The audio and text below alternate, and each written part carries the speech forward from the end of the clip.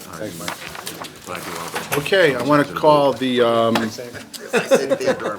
June 2021 Lake Quinsigamond Commission meeting to order. Welcome, everybody. Thank you for coming. The world is ruled by those who show up. So, welcome back. This is the first meeting we've had live since February of 2020, I believe. And so it's good to be back and see everybody. We have a pretty full agenda tonight, so I'm just going to get to it. Did you do a roll call? No, that was from the old agenda, sorry. Some things don't go with. I Cross said that part today, out. goes, well, the traditional way we do it. And I'm Call to thinking that it's order. actually, okay, so we don't need to do that. Everyone, yeah, Can I sorry. excuse myself and get my cell phone? Oh, of course, I'll be right back. yeah.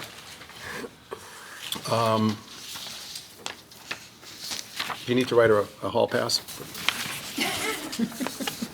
Okay, so review and act on the acceptance of minutes for the May 2021 meeting. We have those, right?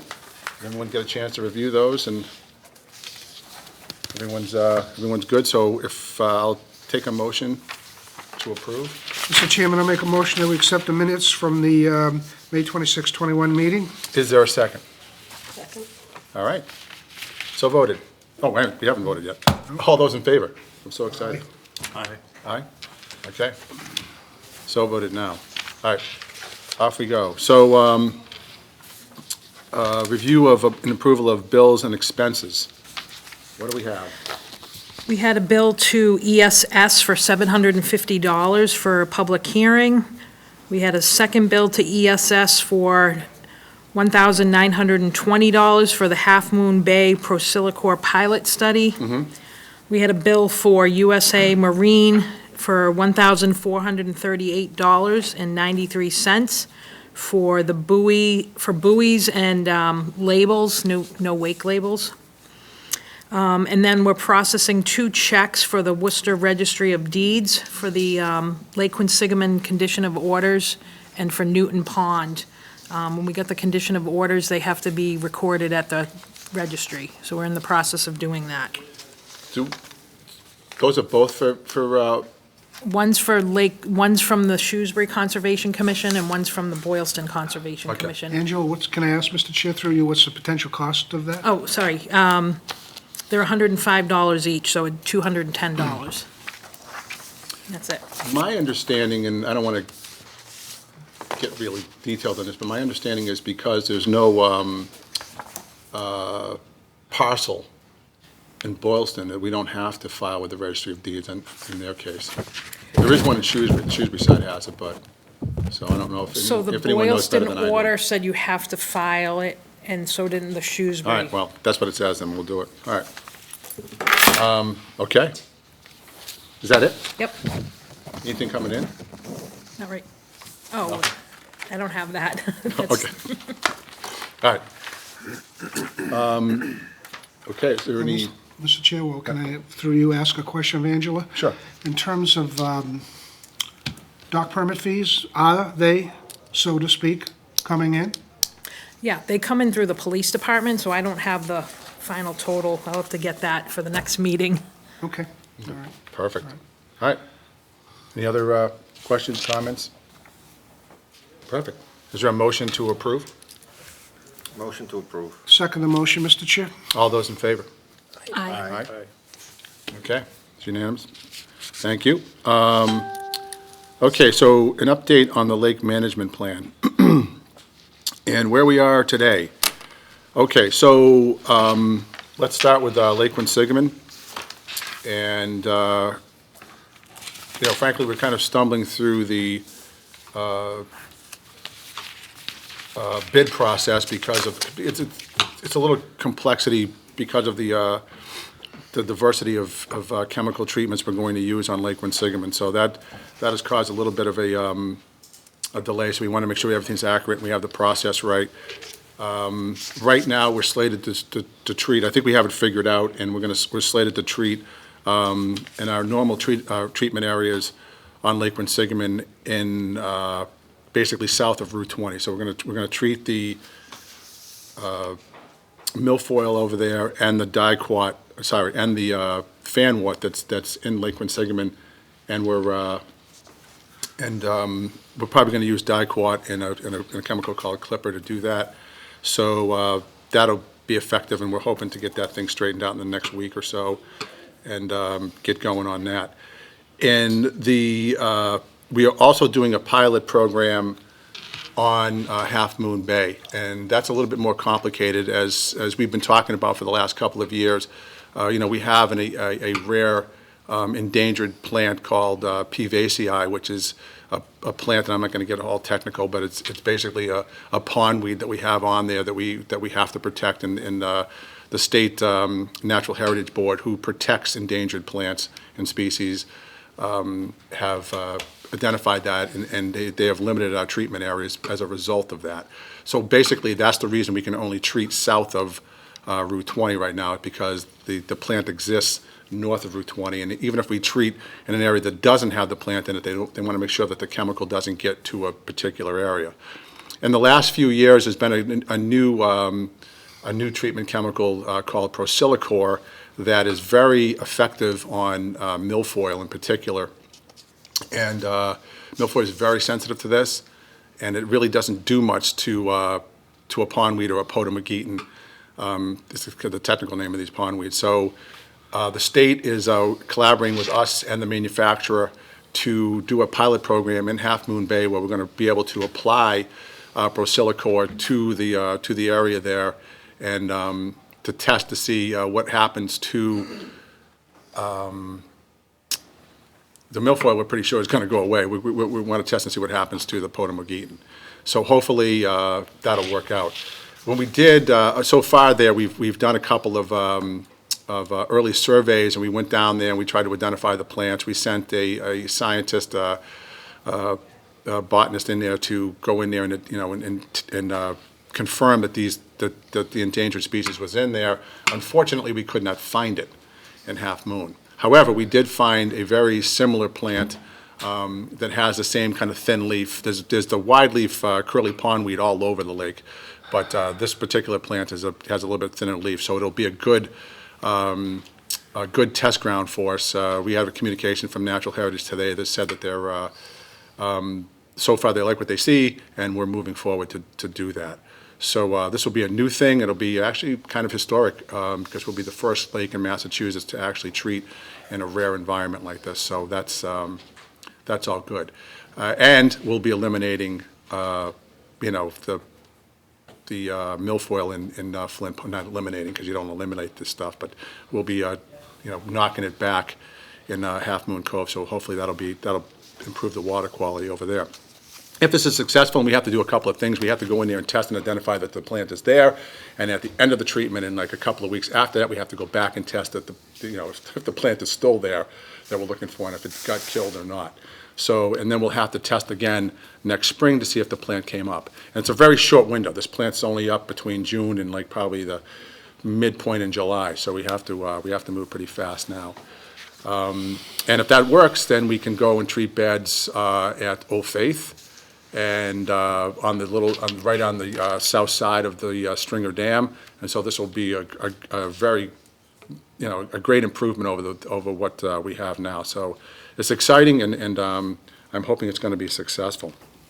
The good news that we didn't find vasei in Half Moon is the fact that if it goes in and kills all the potamogetons, we didn't kill the vasei. So that's the upside of that. And then on Newton Pond.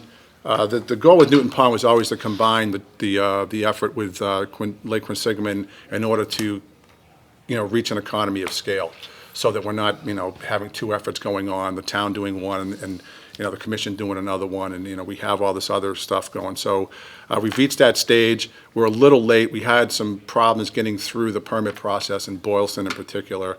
Actually, Shrewsbury was a breeze.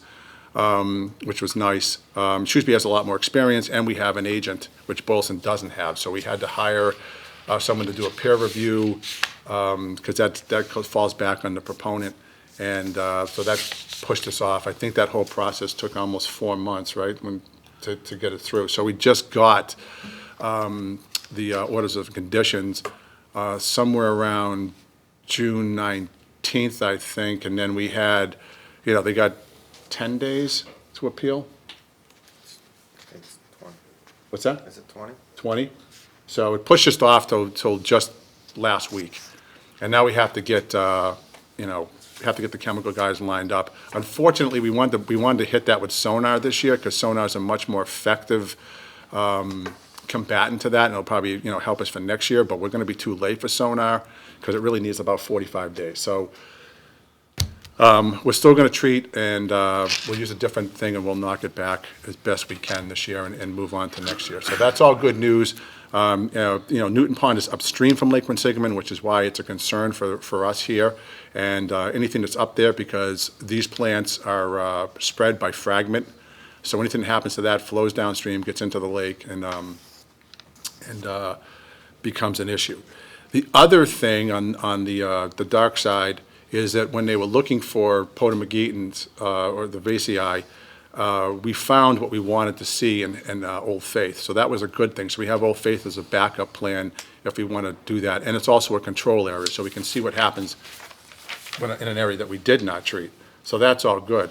The bad news is we found water chestnut over there. Any of you familiar with water chestnut? It's extremely aggressive.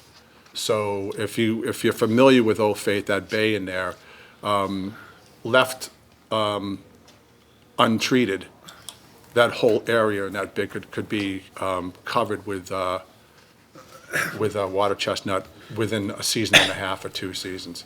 I've seen it happen. It's extremely aggressive. It's a pain in the neck, to get to treat if you let it go. It's only a few plants there. We're looking for volunteers to do a hand pick, to go in there and find it, and we'll help train these people and identify what the plant looks like, and you just go in there and pick it. It's not hard to do.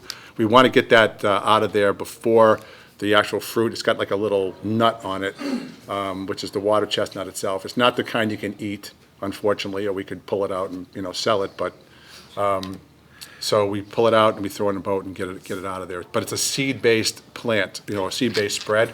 So we want to get it out of the environment before the seed drops, because that's just going to put them into bed. We can still get it out of there, but the seed's going to be there, and we'll be back there next year doing the same thing, which we may be doing anyway. But so just to kind of identify that, and that's where we are with those invasives, with the plant-based invasives on Lake Quinsigamond.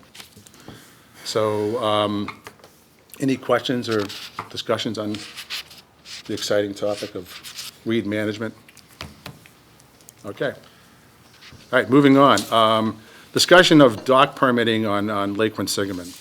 So I want to touch base on this because this year seems to have, we've had a lot of questions from abutters about where docks are positioned and how we're doing going through the permitting process. Just some questions raised by the city regarding Chapter 91 licenses.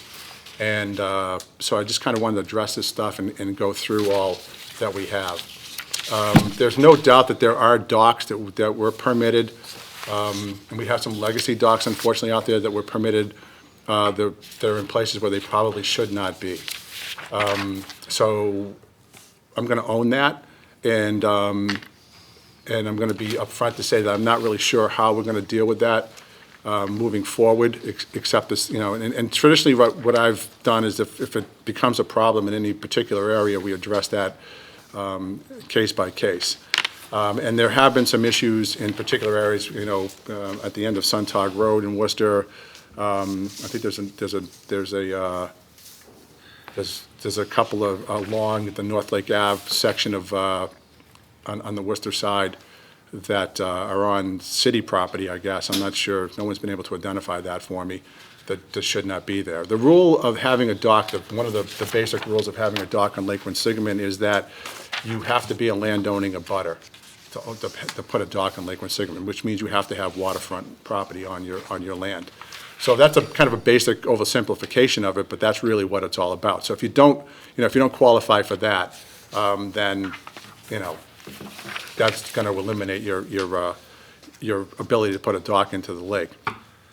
So right-of-ways, easements, private roads, those types of things do not qualify as being a landowning abutter.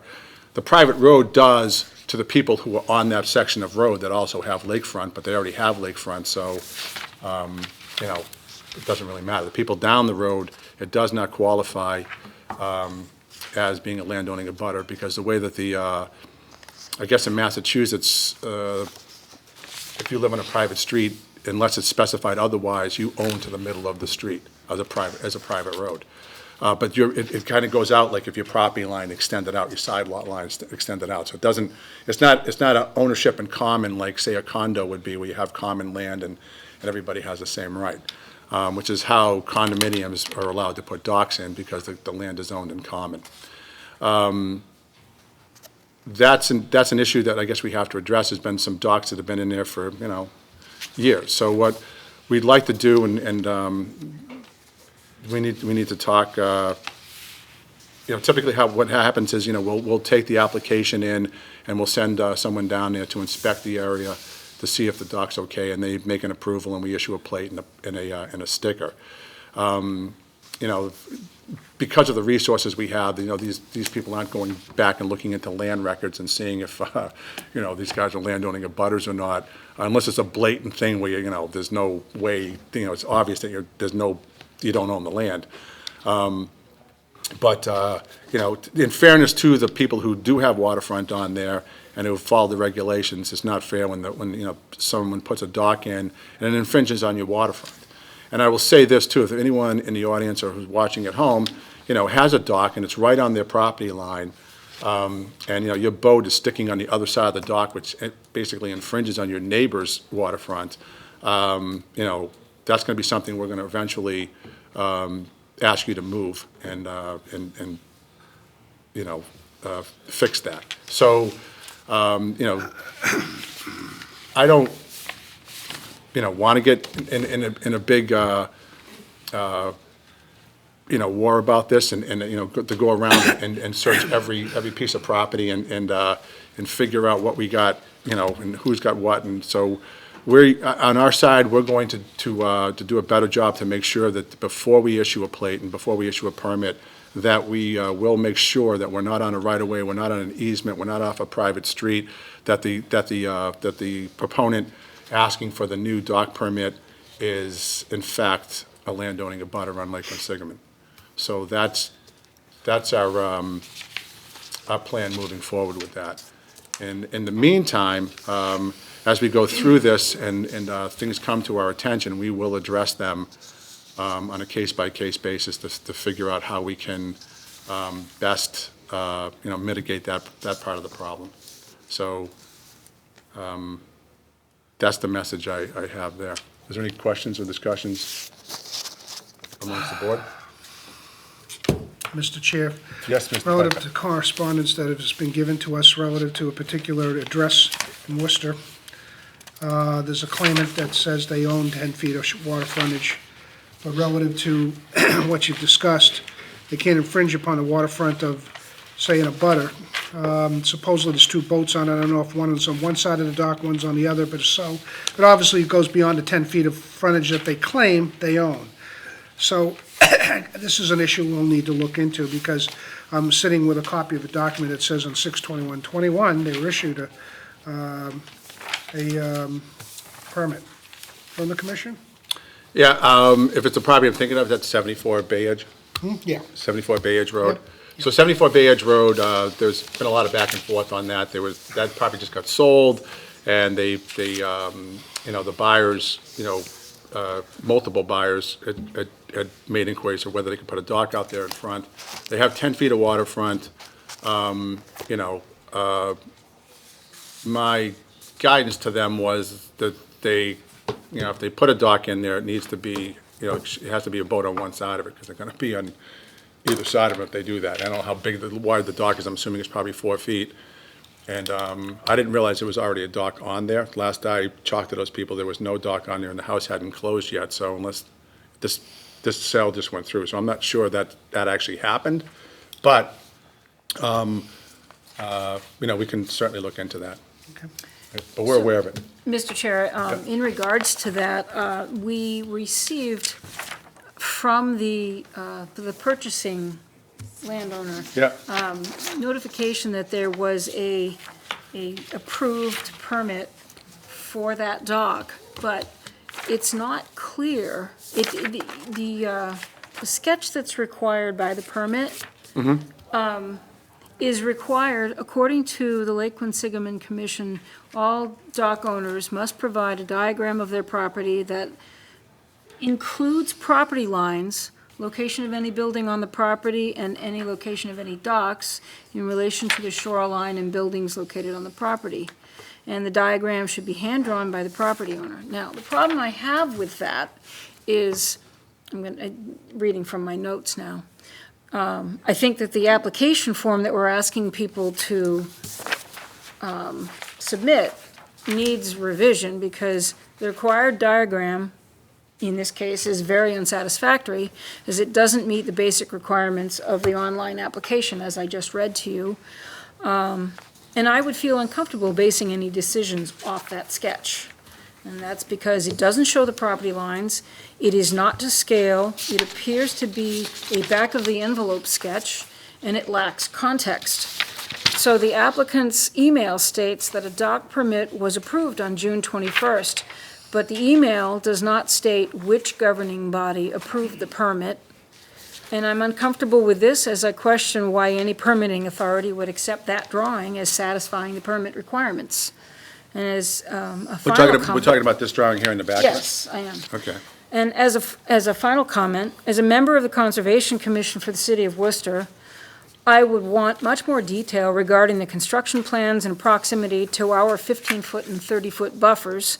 These important elements are lacking from the sketch. And what I would suggest is, in the interest of streamlining permitting for docks, that if we know what all the permitting requirements are going to be going forward, and we know that we're going to be asking people to submit their plans to the Conservation Commissions and to the DEP, that we should have in our permit application everything that's required in all three permitting bodies. Okay, so, thank you. That's actually a good point. I'm glad you brought it up. So, right now, if these guys have a permit for that dock, that means it was issued by the Lake Quinsigamond Commission, which is back to the previous comment that we have to, It just wasn't clear we to me. have, we have when I to read the tighten that email. up to make sure that we're not doing it and basically stepping on any of the things we're not supposed to put on there. In the beginning of our,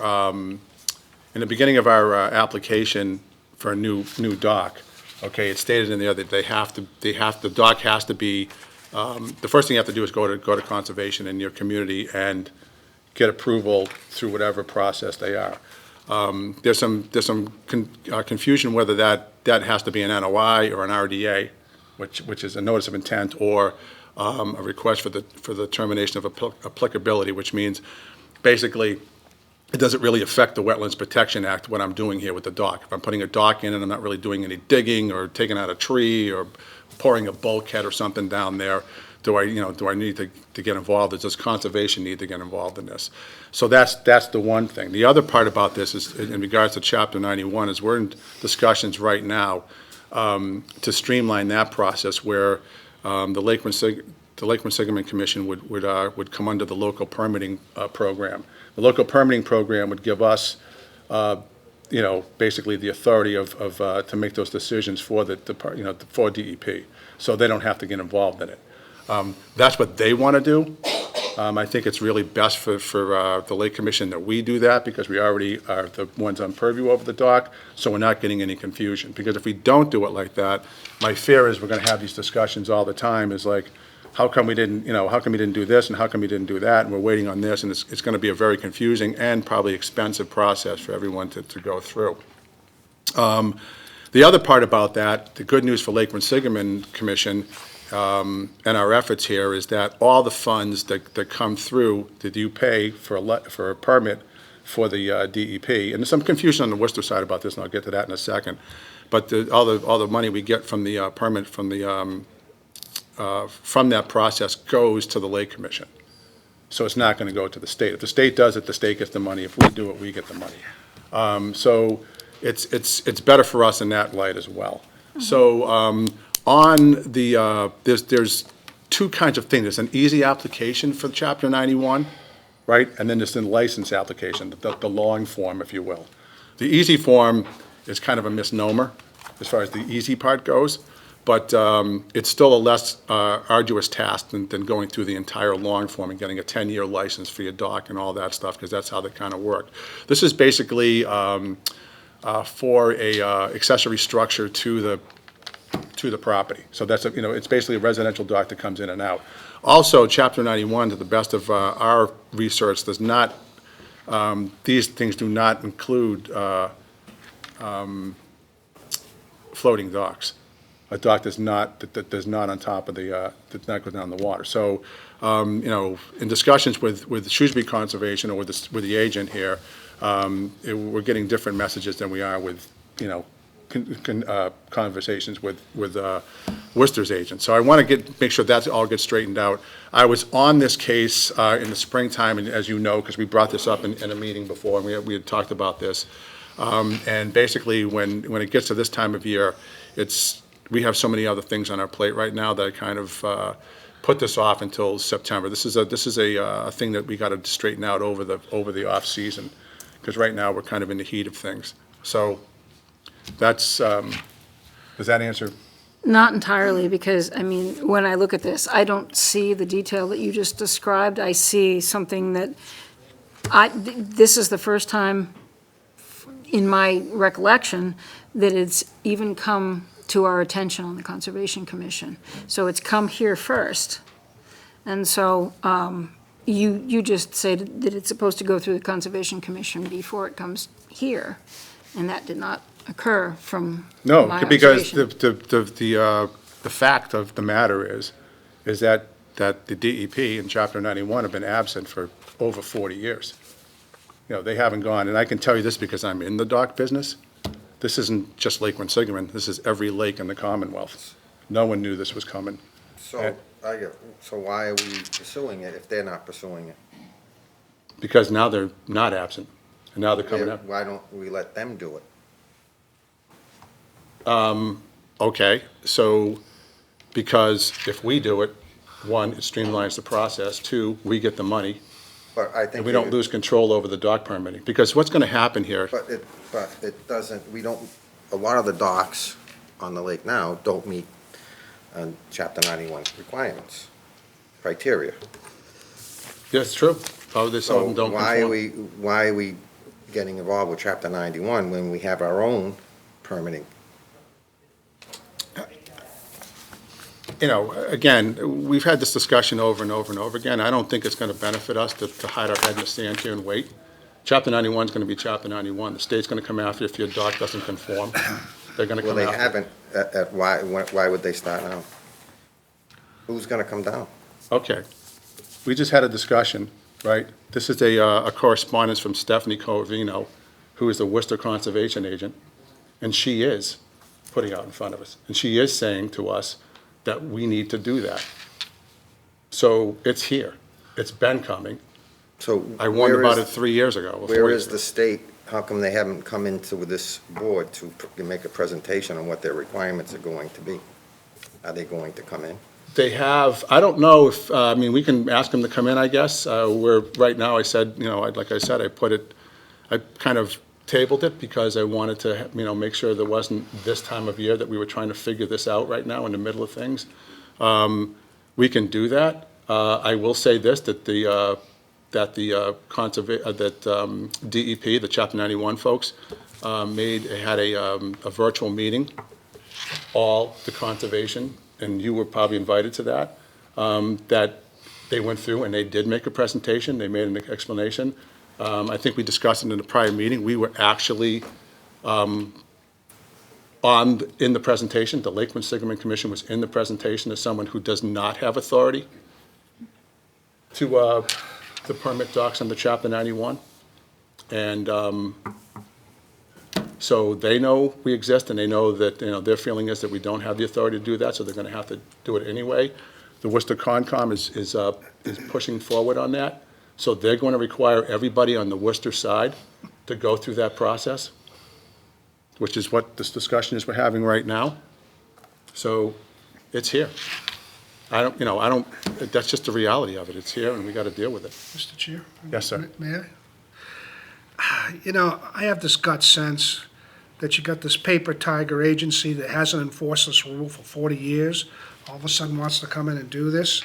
Well, they should come forward and talk about what their grand slam plan would be, because in the meantime, we've been left to manage it, and we have been managing things.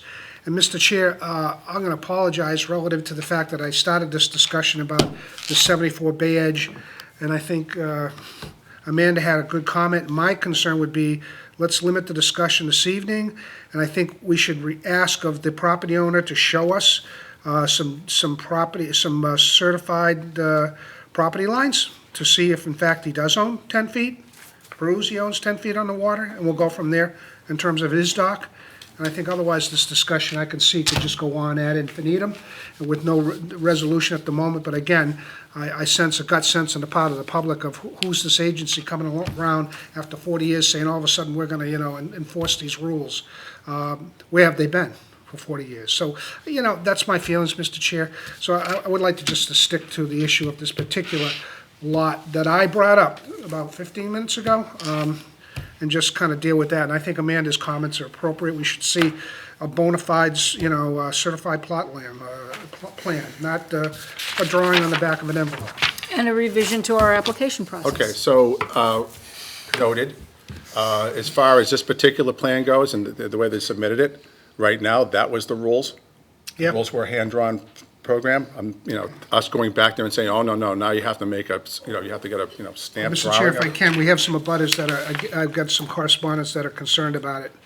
So I think it behooves us to kind of research it a little, make sure, in fact, they own waterfront property. This Mr. Savannah Toda, this is, hopefully I'm Isn't that a pronouncing the name different property? She doesn't abut the property. That's Sun Different. Park. It's at Suntug. Yeah, that's a I'm different sorry. property. It's another property. I'm not sure she My abuts the apologies, property my there apologies, either, my but apologies. anyway. I have communication with, in that particular email. Some of these emails, the reason I haven't gone through that particular thing, Mike, is that I've had communication with this, and what I'm gonna do is go through all this and not read every communication we have out loud, because it'll take us forever. Yes. And just basically tell you what, that either I've responded or have not responded to it, okay? Is that fair? Okay. All right, as far as the particular Bay Edge property, and this drawing, for me, this drawing does show, it's got a 10-feet thing there, it's got a line, it ends, and the dock's at the end of the line, so it kind of shows that. I don't have a problem going back and saying, hey, can you do a side lot line for us? But, to go back there and ask them to do a stamp drawing is not something that I think we can do, because it's not in our application process. That doesn't disqualify Worcester Concom from asking them for that, because they have to sign off on It this. needs So to come before us. it needs to come before you. So this is the process that it's initiating. This is the first one we've seen, because this is the first time it's happened and it's come up because Stephanie asked for it. So that's, All I'm saying is that we can circumvent this in the future if we simply redesign that form and we say specifically, we want to see something that is rooted in. that's not all Stephanie's asking for. Stephanie's asking for Chapter 91, the Chapter 91 process to exist. This is just me. I haven't even had a conversation with Stephanie about this. I'm just bringing it up because I'm dealing with this, and I don't feel comfortable with the approval process of this, because it's just lines on paper. It has no geographic reference. It doesn't mean anything I think that's a to fair me. point. I don't have a problem with that. We can change our process, and we can ask these guys to do a better drawing, but we can't ask them at this point to do an engineer drawing, and we can I have no No. problem changing our application But process. we can here. ask them to give us a satellite photo, because we have that technology now, and that's a simple download. And you can ask them to show where the property is in relationship to the other properties from that I don't have a problem with any of download. that. And Except that just- we already just issued need the to- plate, so that's We gonna just need be to an issue. ground truth it. Right, that's fine, but, I guess the message I'm trying to bring across here to everyone on the board is that it's more than changing the application in that one line. We literally have to change the process of the way we do docs. We're gonna have to recognize Chapter 91 and either collaborate with them or, you know, take them on as, in the local permitting process. I'm not understanding really the pushback on that, because I don't think there's any real downs. I mean, it's not a great downside compared to the downside that if we have two permitting tracks going on, and there's a conflict with it, and all of a sudden everyone pushes back, we are in jeopardy of losing our purview over the dock permitting on Lake Quinsigamond. The only thing I'm suggesting is that if we look at all the permitting requirements of each of the different permitting bodies, and we redesign the form so that it addresses every single permitting body's concerns, then you do one form, Okay, and all of the permitting requirements are met in the one form, and everybody's satisfied. all right. I thought it was asked and answered. That's exactly what I want to do. Okay.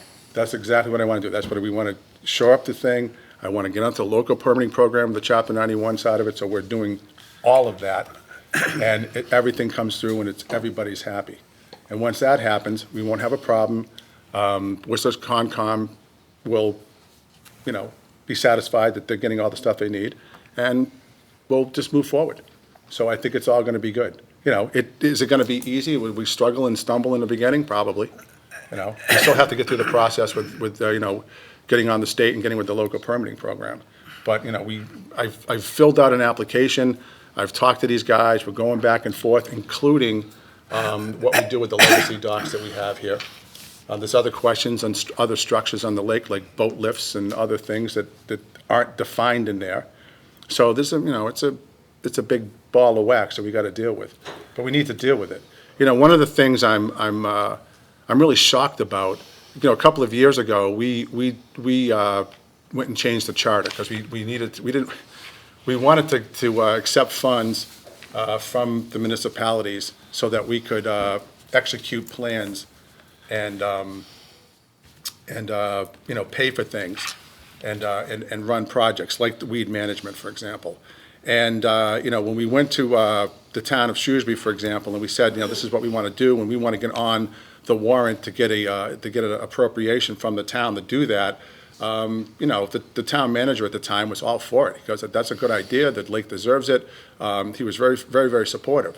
And he called me up a couple days later, and he goes, I actually was at another meeting, and he came up to me and said, look, we can't do this, because I looked at your charter, and you guys, there's nothing in there that says you can accept money, or that you can execute a contract. I thought it was worded pretty well, but it was vague, too vague for the manager at the time. So we went and changed the charter, okay? Of all the things that the state has to deal with, you know, you would think, you know, what do they really care about this, right? Okay, but I had to go and testify at the State House about this rule. It was kind of a cattle call, because I was in there with 300 other people who were testifying in the same day. And we had to go through the subcommittee and do all that. I probably spent 40 or 50 hours on the phone over time with House counsel, going through all this thing to make sure we had it worded right, to make sure we weren't conflicting with any other law. That was the big thing. You know, we couldn't conflict with any other statute out there. And, you know, we had to go through this whole process. And if you remember this, this took like almost 2 years to do it. It was very frustrating at the time. We finally got it through. We got the thing through. It was approved by the legislature, it was signed by the governor, and here we are. Now we can do all this stuff. We get an appropriation from Shrewsbury. We get money from Worcester. Grafton is give us money this year, so it's all good. It's something we've never really had, is a sustainable budget. This is awesome, right? So go back to the late 1980s, and we come up with the thing that we want to permit docks. And we go up there and we get approval to permit these docks. And we say, okay, we're going to do this. And we're going to have purview over all these docks. At that point, because that legislation got passed, it got signed by the governor. And I don't remember, you know, I know who was doing it at the time, but I don't remember exactly, you know, I don't know what commission member had to spend time, if anyone went and testified at a hearing, if there was any concern about conflicting with another law. But this law, Chapter 91, this existed then. This was on the books. And this was a blatant conflict. And I don't understand why it wasn't addressed then and why we're having to deal with it now. I'm not happy about it. I'm not happy that they've been absent for 40 years, and it's all over the state. Like, you know, now they're going to come in, now they're going to say this, now they're going to say that, and they're telling us no grandfathering, and we're not going to put up with this, and you've got to do whatever we tell you to do, because, you know, that's the way they want to go. I'm not really, excited about it, but it's a reality of it. It should have been addressed then, it wasn't, and now it's coming to rear its ugly head right now. And these guys, they went out last year, they made a presentation to every Concom in the state. I was in that meeting. I was on that. And they called this out. They called out the Lake Quinsigamond Commission on the first slide and said, we do not have authority to permit docks under Chapter 91. They're not disputing our authority to permit docks under our own thing, but they're saying we still have to do Chapter 91. So I guess the question we have to ask ourselves is, do we want two tracks going on here with two different entities doing permitting? Are we in jeopardy of losing our ability to do that? Because if it comes between us and them, See, I I don't think don't, we'll I prevail. don't see that as a conflict. If we know what Chapter 91 requires, and we know that it'll facilitate whatever the property owner that's what I'm saying. needs to We do. take it on If we board just ourselves. require it in our own local permitting, if we require it whatever the and don't need take is it in on, it's Chapter gonna 91, and let be, it's Chapter gonna be two 91 tracks. figure it out on their own. That's two tracks. It might be, but at least the information is there, and there's a little less work that the homeowner has to do. It's gonna be more work. They have two tracks. If we require They on still have to go our through permit, both permits. that's fine, but if we require on our permit application what's needed in the Chapter 91 permit application, it's sort of like we've rolled it over to them. I was doing and- it twice easier. Well, they're doing it twice anyway. No. No, they're not. If we take on local permit, they're gonna be doing it once. Well, don't they have to get a Conservation Commission permit? They're doing it twice anyway. Well, then they'd be doing it three times. They'd be getting a That's conservation right. permit. So if we just handle all of the questions in one permit application, That's what I'm saying. and they're still doing two tracks, they got the questions answered. They don't have to redo the form, and they don't have to go through extra work. Amanda, when I go get a permit to treat weeds, I have to do 3 conservation commissions, You do, okay? because you And happen then to all live of on a those lake where things, that's as you required. know, I have to print out a copy for every commissioner in all 3 places. I have to do a mailing out to all 3 different towns, which I get charged for the mailing list. So Mm-hmm. all that has to happen. That's 3 tracks. This will be 3 tracks. These guys will be doing the same thing. I don't understand why we just didn't take it under our own side, collect the money, and everybody's happy. I don't, I'm just, Okay, so that brings up a whole other question. Can we go ahead and try to pull that back and do it? all I need is 5 votes to move forward. And when would you need those votes? I mean, anytime you guys want to do it, we'll go forward. Like I said, I put it off because I know we had other stuff, especially tonight, to deal with, but, I'm willing to go for the local permitting program. To tell you the truth, at this point, I'd rather have, the state end, the negotiation on the state end of it done. But, Can we get the state in here to do a presentation? we can, I guess. Table it until we get a presentation, and is it a definite that they're going after the Worcester docks? It's definitely, the Worcester Concom's going after them, absolutely. Okay. The state isn't. Conservation Commission is, the state isn't. The Conservation Commission is requiring Chapter 91, so that means the state's coming in and they're gonna have to do it. So, yeah, of course. So if conservation's coming, it's under the direction then- of the state? If Chapter 91, yeah, well, the Worcester Conservation is simply following the rules. I'm not putting off, Worcester Conservation is not an issue here. They're following the rules. That's the rule. It has to be Chapter 91. Believe me, the first question I asked these guys when I first heard about this is, have you told the Conservation Commissions you're doing this? Because that's NOIs or RDAs for every single home on the shores of Lake Quinsigamond that have a dock. And guess what? They're probably all gonna come in at the same time. Like, everyone's gonna do it. Like, do the Conservation Commissions know this is coming? Because that's a lot of stuff, just for that. So, and I don't see how we're gonna get away with one side doing it and the other side's not doing it. So that's, I just wanna be in compliance. I wanna get this done. It should have been done a long time ago, and to me, it's just as half housekeeping. So can we have them just table it until we get the state? We don't know to- what the requirements are. I mean, what about all the docks that don't meet the requirements of Chapter 91? We're going through that now, Are but they going look- to remove all the but docks in Worcester? what's- That doesn't make sense to me. Well, I think it's an arduous task. I don't know what teeth the DEP is gonna have to pull that off. Exactly, so why are we following? Well, here's the this thing, trap Ken, and going in this vicious circle where they don't have any teeth to enforce what they want to do? The only vicious circle we're going through right now is within us. It's our own board. We keep circling around. This has been a circular argument. We don't want to do it, or we do want to do it. Either we're going to move forward and take this under our wing, or we're going to let it go with 2 tracks. In either case, Chapter 91 is coming to Lake Quinsigamond, and the permit process is coming, and all this is going to go before the Shrewsbury Conservation Commission on either side. And yes, if they just determine that the docks don't comply or conform, they will ask those docks to be removed. And if you don't do it, they'll consider it a public hazard and a nuisance, and they'll remove them themselves. So that's what they told me. I believe that when I see it, Now, I said, you and what army? And they said, well, we got drones. yeah. So, Drones. the drones, it's already happening on the Otis Reservoir. They're picking their things here. But I think this is, you're looking at something that's unknown, and I understand it's uncomfortable and it's scary, but I think that, we really need to kind of delve into it more, and I was hoping to get more into that discussion after we'd had more conversation with the DEP, and further along that part of it, to see what we're gonna do with Legacy Docks, to see how that's gonna go, and to take this over. This would be a boon for the state for them, because they won't have to deal with it, so.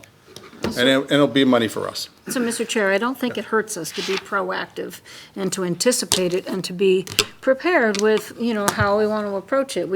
Rather than waiting until, that circumstance comes. We've had a number of dock issues come up over the past year. We had a dock that had been sunk with, inappropriate footings, and, that it was questionable whether it was even legal to put the dock in, because it would seem to be on public land. And I just think that if we are proactive in how we manage our dock permitting, that we will short-circuit those kinds of problems before they happen. I agree, and that's why I brought it up, because I'm trying to be proactive and get this thing done. I'm trying to deal with the state and talk to these guys and make sure it's been a positive discussion so far. We're not down the road enough where I feel comfortable coming back here and saying, this is what we can do. And, but if you want to continue that, we can bring them in here and they can make this presentation to it. But at this stage right now, they're going to treat us like, no, you just have to do this. But while we're on the enforcement of that Lake Ave property you're talking about, is that enforcement order been dealt with? Like, have they removed I that have no dock? Have they idea. removed the stairs in the bank and everything? No? I have Okay. no idea. Stephanie has not updated me. Okay, so, that's, they have enforcement orders out there and they can't enforce them. So, yes, Mr. Piker. Mr. Chair, if I could, I feel like we have so many other things that we need to talk about tonight that we probably need to maybe just table this discussion at this time. But part of me also feels like, let's have a Chapter 91 person here. Is there anybody from Chapter 91 here tonight? No, okay. Could we maybe even have a state representative who represents the lake area to be here, to hear these issues out? Because I have some concerns, Mr. Chair. I mean, we want to do things right, but it just sounds muddled to me, and it sounds like somebody's coming into, I already said it before, like a paper tiger wants to somehow or other do a money grab, or wants to all of a sudden, infuse control where they've been negligent and not diligent for the last 40 years. What's going on here? I mean, I have a lot of concerns. Let's get them in front of us, have a public discussion on record with maybe a state representative or two that represents the lake to hear out our concerns on our part, on their part, and maybe we can come to some agreement with a subcommittee relative to having a fair public discussion. Thank you, Mr. Chair. And I would tend to agree with that. Okay, so we will do that. We'll ask those guys to come in here and have that discussion. If they don't show, what's up, I mean, come on. So, excuse Yeah. me, Mr. Chair, just, Okay. this discussion just seems, we're chasing our tail here, we're going around and around. Yeah, that's how I feel about it. So, let me put it this way. If we bring those guys in here and we bring our representative in here from both the Worcester side and the Shrewsbury side, and they explain to us what they want to do, and they explain to us about the local permitting program, is that going to be good for us, or are we going to keep going around in a circle here internally When you see until we representatives implode. from the Shrewsbury side and the Worcester side, are you referring to our Conservation Sure, Commission? we'll bring in the agent? conservation agents, we'll bring Like in a state rep. DEP, we'll bring in the State state law. rep.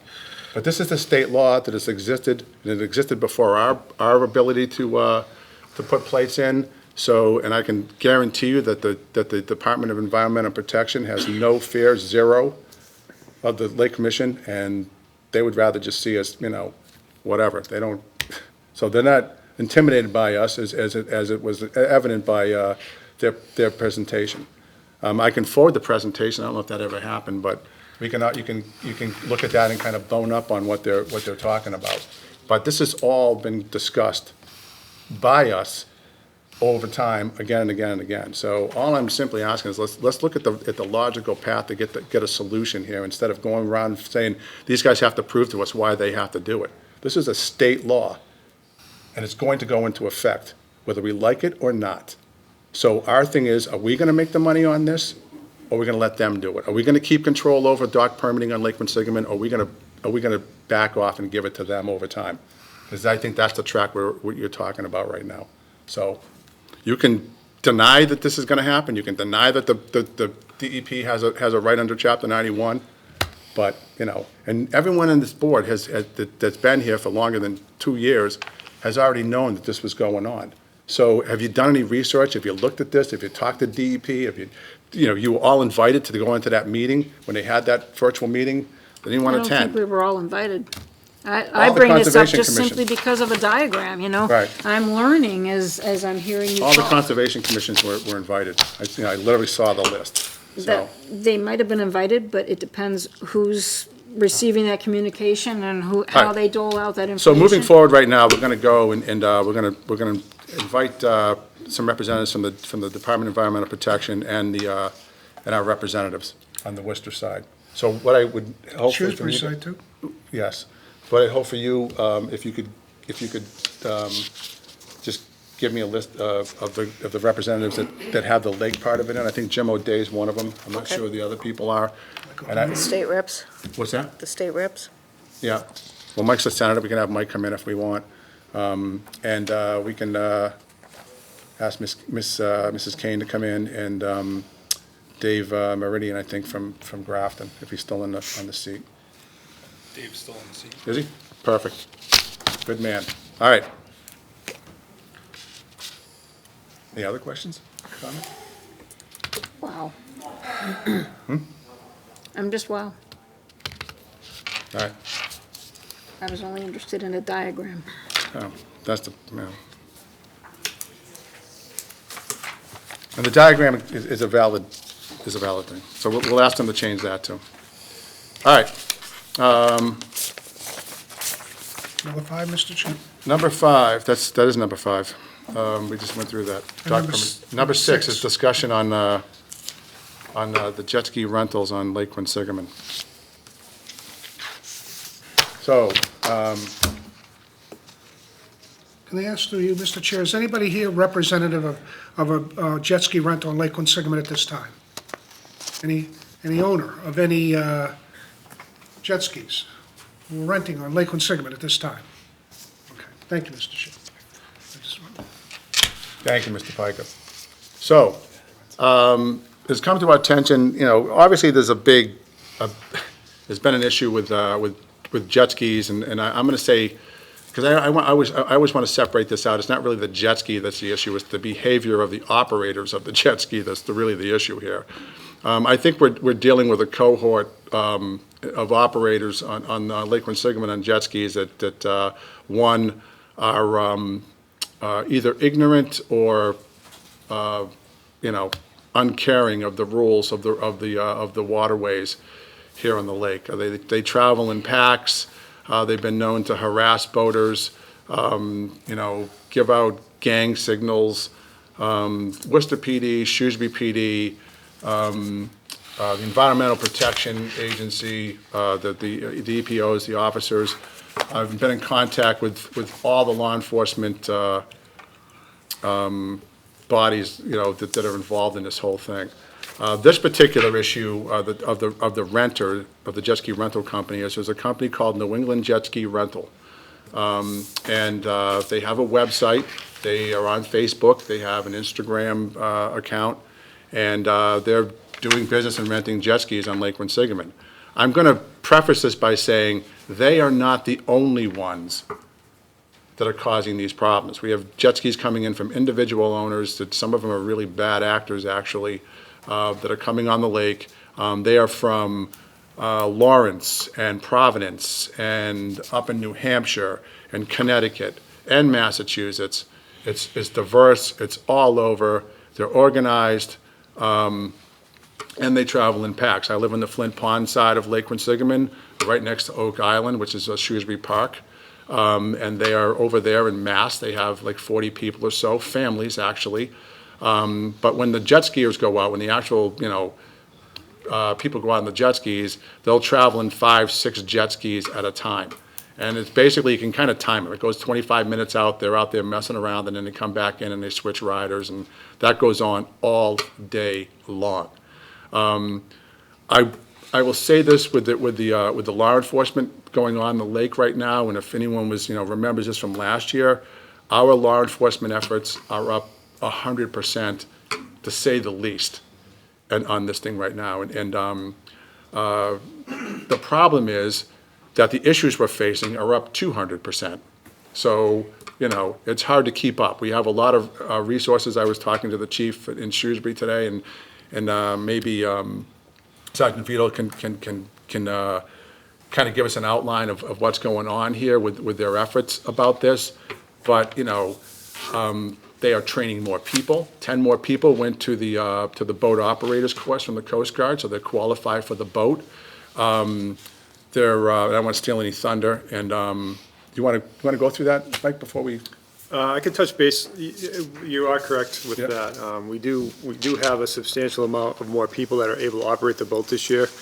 With that said, we did have 10 or so people attend the Coast Guard course, so they're more familiar, and some of it was a refresher for some of the people on the lake. We've been working really closely with environmental police. They've been very helpful with supplementing patrols that we can't fulfill.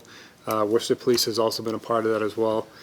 And actually, with the Mass State Police has just reached out recently, and they're going to be deploying some boats as well, especially this holiday weekend. Nice. So we are aware of all the jet ski issues. That's always been historically a primary issue on the lake. And as you know, we can only do so much. We only have so much manpower.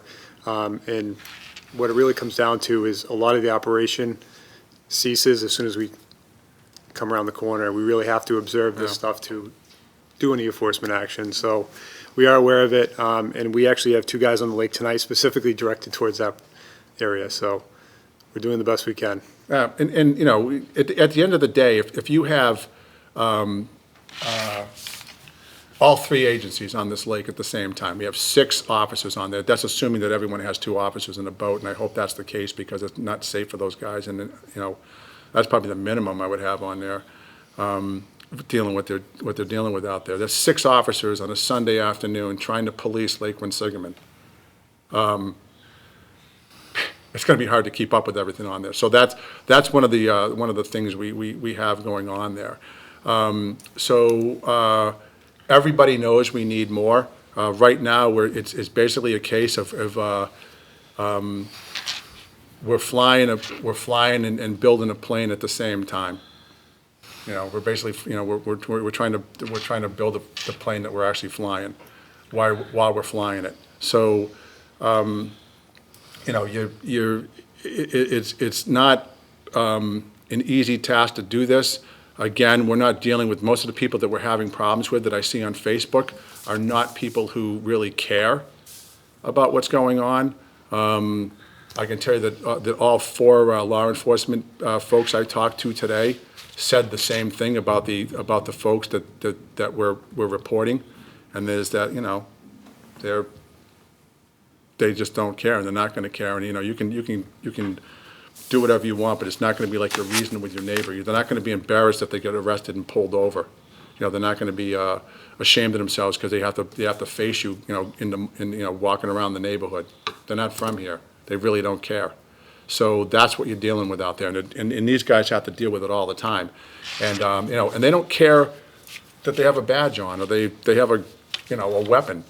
They're just gonna do what they do. They are smart in some ways. I mean, I was out in the paddleboard the other day. There was 6 of them coming at me. I was coming through a narrow part near in Round Pond.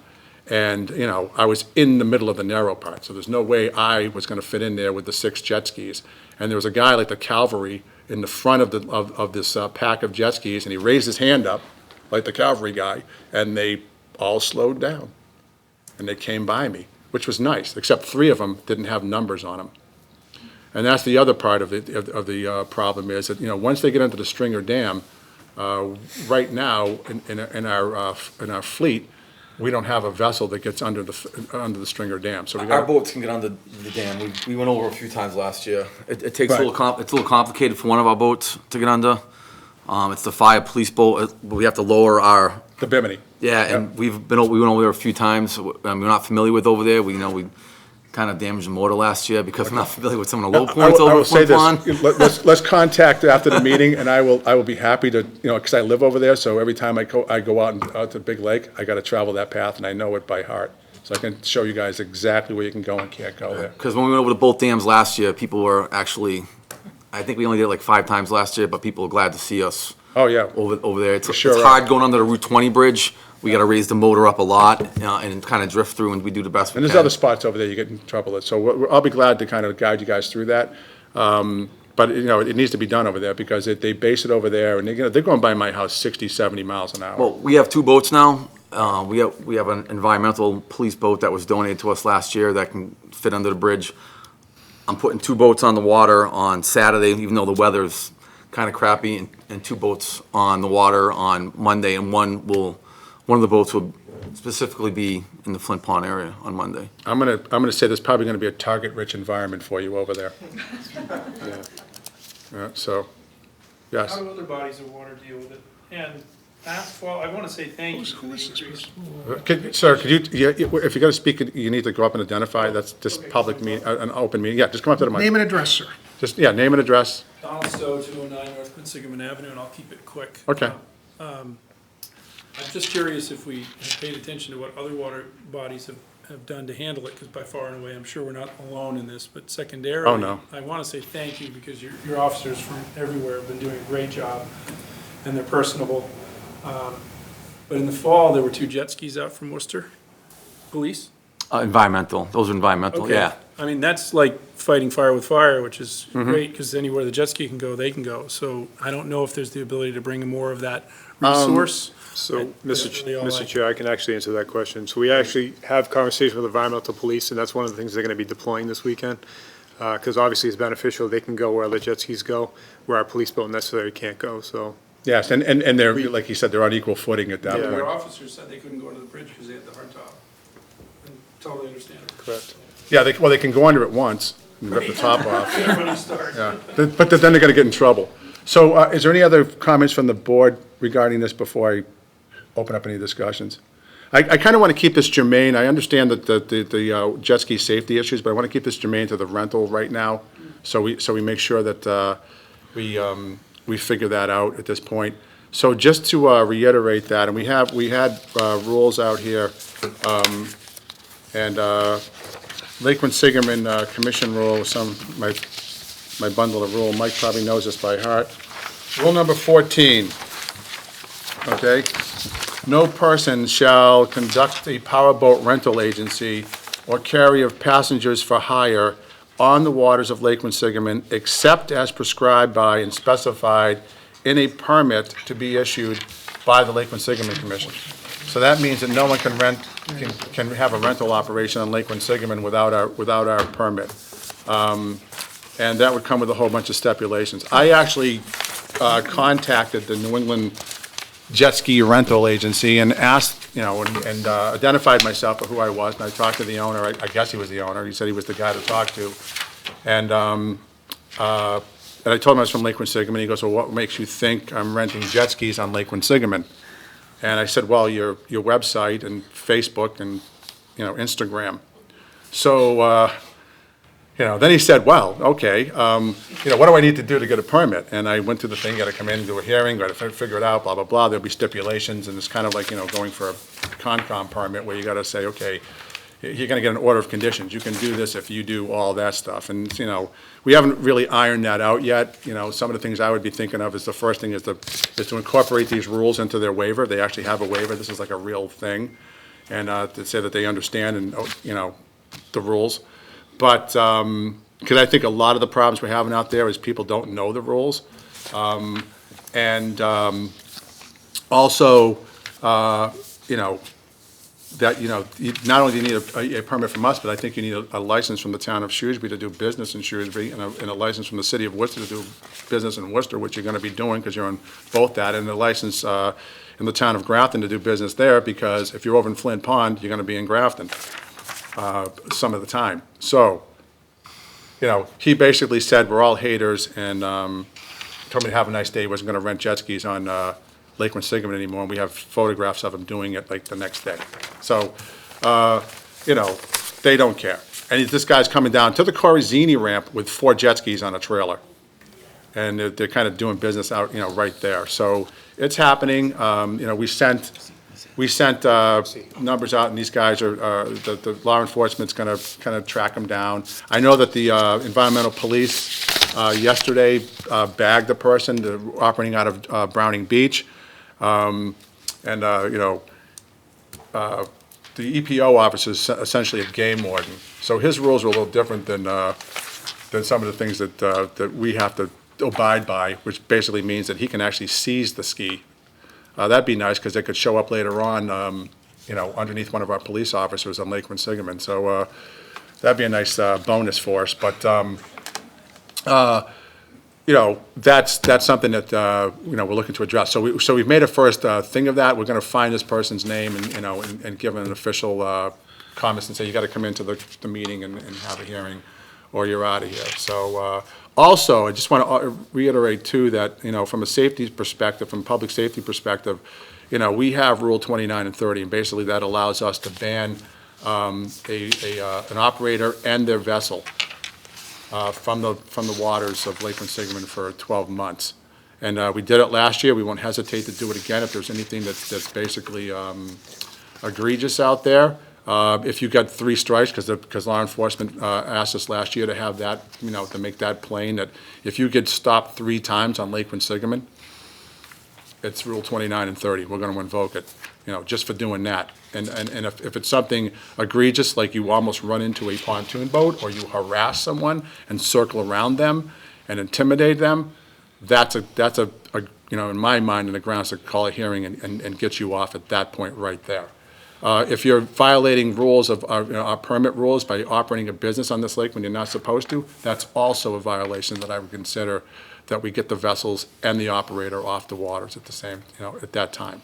So we have things in place. And also, just to bring this up, is that, any officer with the power to arrest in the Commonwealth of Massachusetts can arrest, and they can arrest anywhere in Lake Quinsigamond or the shores of Lake Quinsigamond. So that means they can arrest, Worcester police officer can arrest someone in Shrewsbury, according to our rules. And our rules, by the way, are written in the statute. So it's law. So we can enforce it, and we can back it up in court.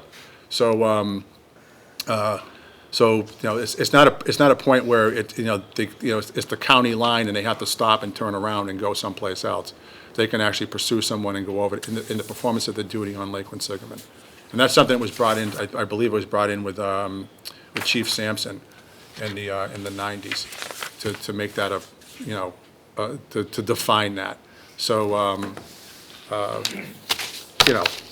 we have things in place, and it's a matter now of volume versus the pipe we have to deal with the volume that we have. So, and Lake Quinsigamond is Lake Quinsigamond. We're skinny, we're long, we're over 75 acres, which means we can't ban the jet ski per se, but we behave like a much smaller body of water because of our size. We look like a smaller body of water because we're not very big, width-wise. So those are the those are the things we want to address on that part of it, and, I have a question. Sure. Is it possible to do radar on the lake? Oh, very good question. So, yes, it is possible to do radar, and Sergeant Vito can probably address this better than I can, but my understanding is it doesn't really, it's not really that effective against the jet ski. No. For some reason. It's like, Speed radar? yeah, We do have handheld radars down there Yeah. at the boathouse. yeah, so, because you guys got some new ones just for or a new one for the lake. Correct. Yeah. But, that's kind of a, yes, we could do it, but it hasn't been effective, and that's the message I'm getting from, Welcome to use my house anytime you want. I'm on the highway. all right. Yeah, mine I'm too. serious. You're Like I said, I have welcome a, anytime you want.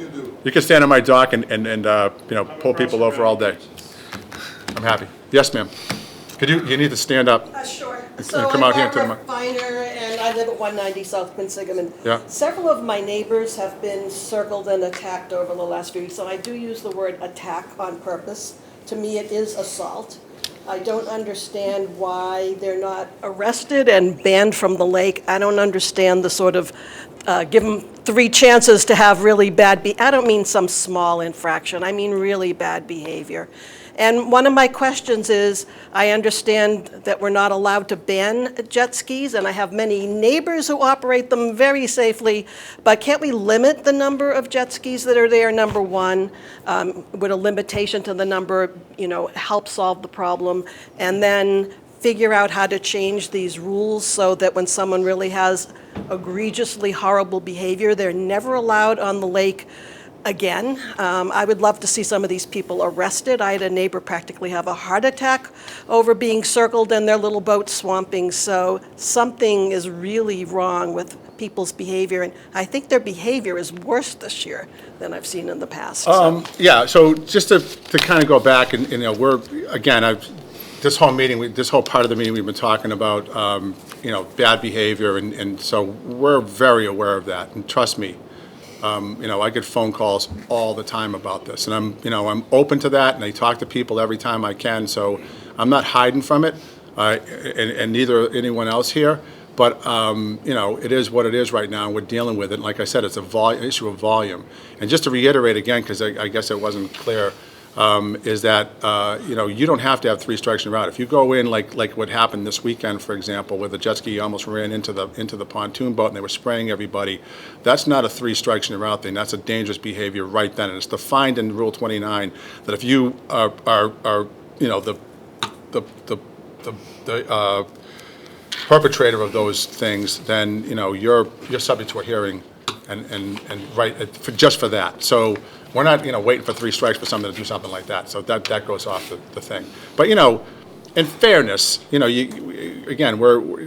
some of the funding from the boat ramps and all that stuff are paid by people who buy fishing licenses and other things, and, the boating registrations and stuff. So, that's why the Great Pond, the legal distinction of the Great Pond, which is Lake Quinsigamond is, as is Indian Lake and Webster Lake and all the rest of them, that distinction basically says you can't ban jet skis under 75 acres, under 75 acres.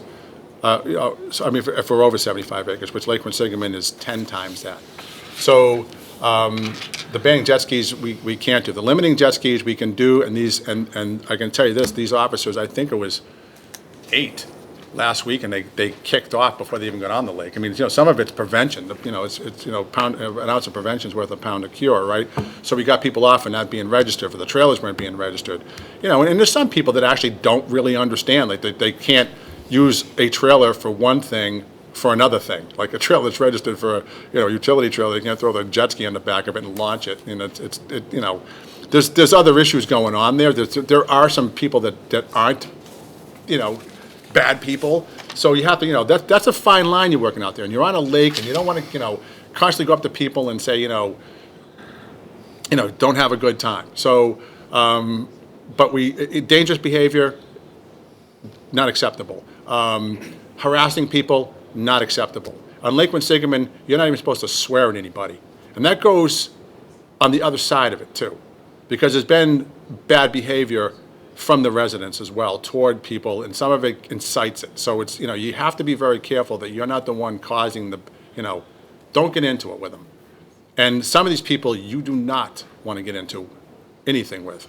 So, you know, that's a caution I'll throw out there too. So, you know, that all said, you know, that's how we're addressing it. Yes, sir? Again, Orlando Silva, 191 North Quinsigamond. I'm new to the lake. Just a couple of days ago, I had a jet ski coming over while my wife is towing my two daughters and my niece, an 11-year-old, 13-year-old, and a 15-year-old. He stopped inches from my niece, from my daughters and niece, and put his tongues out, make obscene gestures to my kids, and then eventually got away. He looked where we lived, and then he parked his jet ski again within 5 feet of our dock, of our land, and kept on staring at my daughters again. I showed, the police has been great. Great. I love seeing the police there. I showed the police, the guys came in, they're trying to find him. I show them the picture. But a guy like that and that jet ski should not be on the lake. The lake is bound to have an accident. It's not if, it's when. It is going to happen an accident. They've driven between boats. They are driving between boats. They're being in excessive speed. Rules over here says no more than 40 miles an hour. As you said, they're going 60, 70 miles an hour.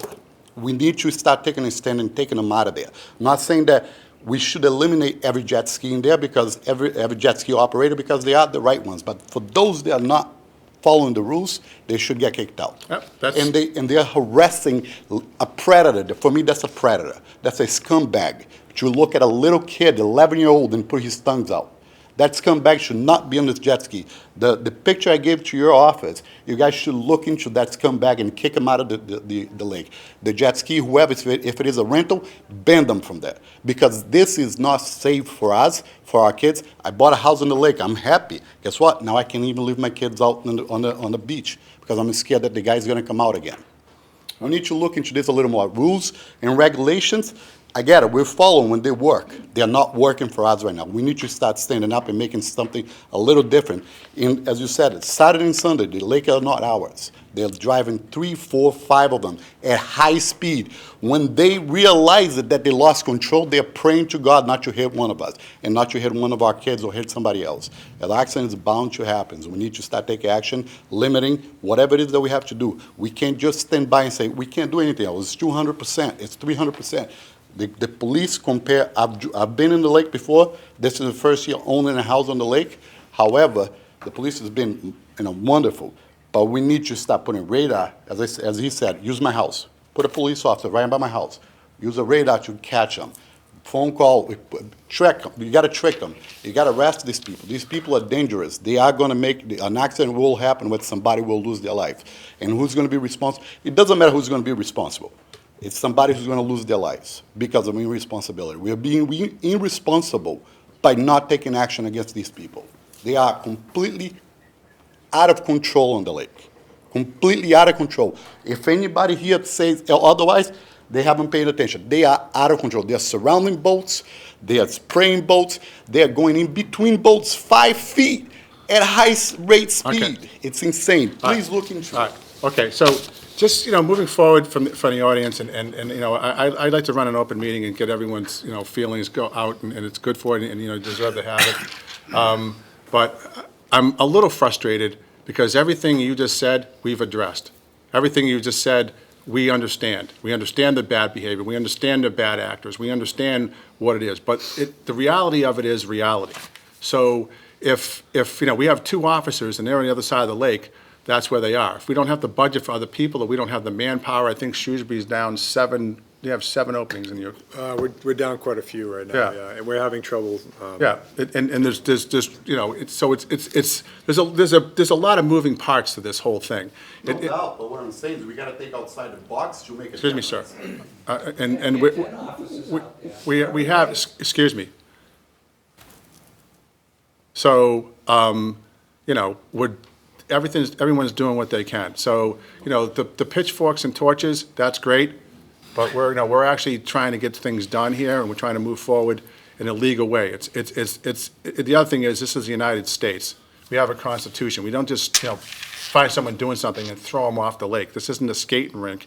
You know, we have to go through due process. So in order for us to execute our rules, we basically have to, you know, go through that process to do it. So I can assure you that we know everything that's, that basically we understand this. It's going by my house, it's going by Mike's house, it's going by everyone that's on here. So we understand all the, your situation was a little bit more egregious than some of the other ones I've heard.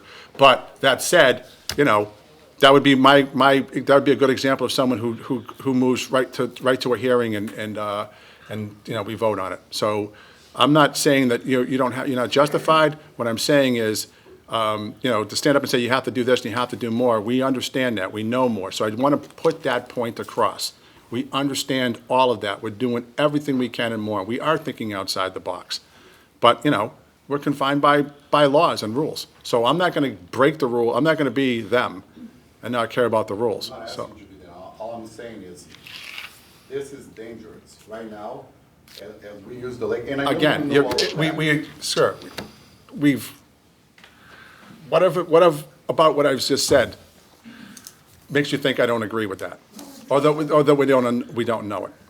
Yes, ma'am. Hi, my name's Kimberly Negrin. I'm from 14A Old Faith Road. I was actually on the boat that was attacked by the jet skis this weekend, and I'm terrified to go back on the water, and I live here. I live on this lake, and the fact that somebody has the nerve to go on the internet and respond and say that we didn't see your boat, that person has now identified himself. So how are we going to approach the incident that happened this week when we would have been the ones responsible for running somebody over? Okay, excuse me. And what is the timeline Kimberly. for when the police force is going to have Coast Guard training be complete? And when can we expect more police officers on the lake? I don't want to hear that it's being done. I want to hear when it's going to happen. All right, Kimberly, that's it. Please sit down.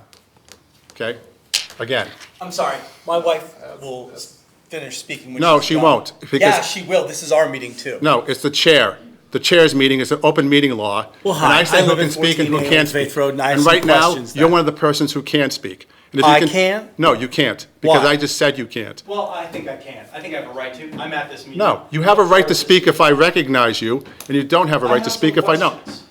Well, right now, because of what you just did, I don't want to hear your questions. Sir, How can we donate? sir, you have like 2 seconds to stop this. You can be able to see. All right, excuse me. Officer, Sergeant, open meeting law. I would just like to. I gave this guy a donate warning. To the police force. That's He all. has to, he has to be escorted out. Sir, can I talk to you outside? Do you mind? You may. These meetings need to be run better. Yeah, Yes. okay. Mr. Chair, recommend. Excuse me, 1 second. Kimberly, we talked about this on the phone. I brought this to your attention. I told you what the process was. This is unacceptable to me, and that behavior is unacceptable. I asked a question. I came to a meeting to ask a question. I am sorry that I am emotional, but this is an emotional I topic. understand why you're emotional. Please allow me to finish. I came here to ask a question. You said if I came, the police officers will be here. I am asking a direct question. I do not feel that that question was out of line. I can share the post, I can bring it to their attention, but I do Kimberly. feel, please allow me to finish. I'm going to stop you, and let me tell you why, okay? Because you and I had this discussion, and what I told you was, we are addressing this. You telling us you want to know exactly what the date, excuse me, you want to know exactly what the dates are? I can't tell you that. You want to know exactly when we're going to have things done, and this whole lake is going to be paradise, and you're going to hear birds chirping? You are asking that. You're saying, when's this going to get done? I want said, action. what is the time? And then you have someone come up here and say, this meeting should be run better? I did not have anybody come up here and say this. meeting Your should be husband run just better. said that. I am not responsible for my husband's behavior. All right, so we're not going to have a back and forth. It's done. We heard what you had to say. We know what's going on there. We understand the problem. We understand the volume of the problem. We understand the resources on our side, and we're doing our best to get this done. If that's not good enough for you, Kimberly, I did not say anything of the sort, sir. I just heard it. All I simply asked was. done. Kimberly, when we're can we done. expect the We're done. timeline? You're not allowing You're not even. We just said that. You're not acknowledging my question. I don't know the timeline. I asked the police. They don't know the timeline. Well, you can only ask a question through me. That's the way the open meeting laws work. Well, I'm sorry that I wasn't aware when you said that the police were here and that we can ask open questions. I did not realize that that meant I couldn't ask an open question to anybody at this table. My apologies. Apology accepted. All questions have to go through the chair. That's the way it works. We can ask, you can ask me that, and we can ask the officers, but I'm going to tell you right now, they're probably going to say, I don't know. I can't give you an honest answer. You're asking for an answer we can't give you. I would just like to know if it will be this season. You have No. said that it is I can in tell you trouble. that. It's not going to be this season. Then allow them to address it, please. If you would mind, if you would be so kind to ask the police officers if they have any awareness of the timeline for when their officers may complete Coast Guard training and when we may be able to expect the additional boats that he referenced when he spoke about what the officers are doing, when we can expect them to be on the lake. That happened in the first 15 minutes All of right, this we're done. meeting. I've asked you to stop speaking. Yeah. All right. Any more questions? We're going to move on. Peter, we're very mellow. All I want to know is there anything that we can do to help? What's that? Is there anything we can do to help? I'm thinking, obviously photographs, but video, anything else that we can do to help? Every citizen, that's a good question. Every citizen can get involved. We want this. Coming here and saying that, we need to have these answers of when exactly things are going to happen. You're asking for unrealistic Obviously, things. it's an emotional issue, but. I get it, and I don't have it, and All I'm asking is if- I wouldn't even be concerned about it if we hadn't already had this discussion before this meeting. So, But this- I'm not repeating any part of the discussion. So- Peter. I'm asking questions.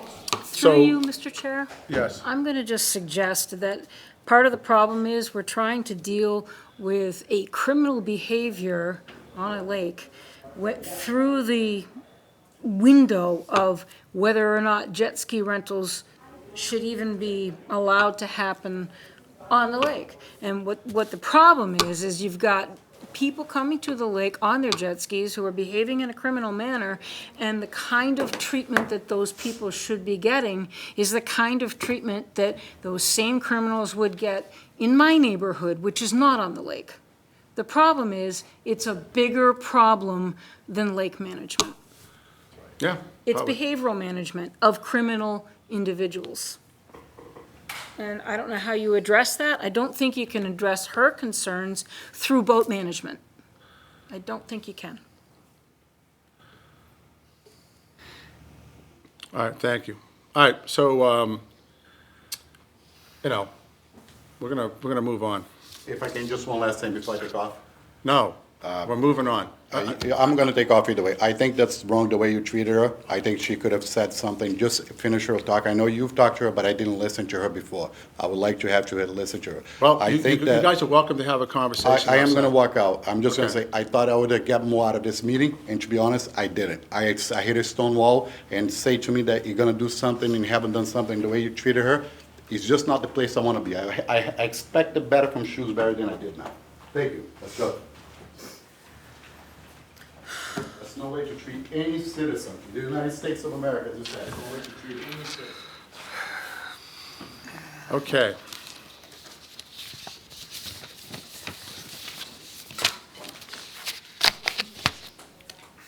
Item number 7, Mr. Chair. Thanks, Mike. All right, review of correspondence. Letter from Jenny Yang, a Shrewsbury student, asking for questions regarding the final project. We had a couple of inquiries from Shrewsbury High School students, and I followed up and gave her my email address and said, where to contact me, and I never heard from them, so I'm not sure what's going on with that. Letter from Barbara Finer suggesting suggestions from a lake owner. We heard from Barbara today.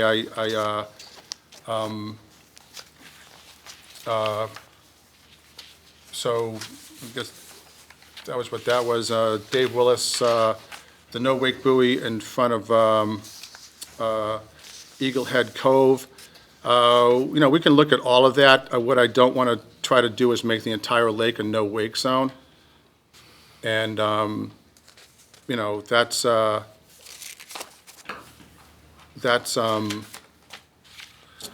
of the issues we have here. If, you know, we start putting no-wake buoys all over the lake, it's just gonna be, you know, you won't be able to drive your boat past headway speed in the entire pond. So that's a, you know, that's an issue, that's, unless something is really crazy, or there's some kind of danger point there, like low water or, you know, an obstruction. We are gonna add, this is something we voted on last year, and we got the sign, so we're gonna add, no wake, status at the Narrows at Kings Point. If you're not familiar with that, that's over kind of up by Lake Park, it's about halfway down the lake. So we are gonna add, no wake there, because that's a dangerous point, we have an obstruction of view going around the corner, so we're gonna put that on there. And then, a letter from Savannah, Towit, I guess, regarding a dock complaint. We addressed that. She was talking about the folks on Suntag Road. And, Excuse me, Mr. Chair. The owners of the property on Suntag are here. the owners of the lakefront property? Correct. Okay. So, to address your concerns, you know, because of the size of this meeting we're having today and the fullness of the agenda, I did not include that discussion on here to bring I know you have a dock next to your property, and the boat's in front of your property, it's not acceptable, and we're gonna ask the proponents to remove it. Okay, so, you know, the bottom line is that's a private street, it's not, my understanding of how it is, and we went back and forth about this, and the registry of deeds, and We checked with the deeds, and so, there's no rights to anyone but you. so we'll address that in the hearing next month, and get that, you know, I gotta give these guys some notice, so they're gonna have to kinda come in and do this. I'm kinda understanding why everyone doesn't get along down there. Not on you, okay? No, I understand, yeah. Neither do we. Yeah, exactly. We try. And an update from Jacqueline Berman. Jackie's not here, but do we have you have your report, Barbara? Can you please deliver that? Hello, I'm Barbara Kickham with the Lake Quinsigamond Watershed Association, and Jackie's on vacation, so she sent an email to a couple of us and wanted to give a quick update on what she's been doing for the city of Worcester. So she's been out sampling. She sampled the beginning of June. They're going out every 2 weeks. She has a new hire, Nick, I'm not sure what his last name is.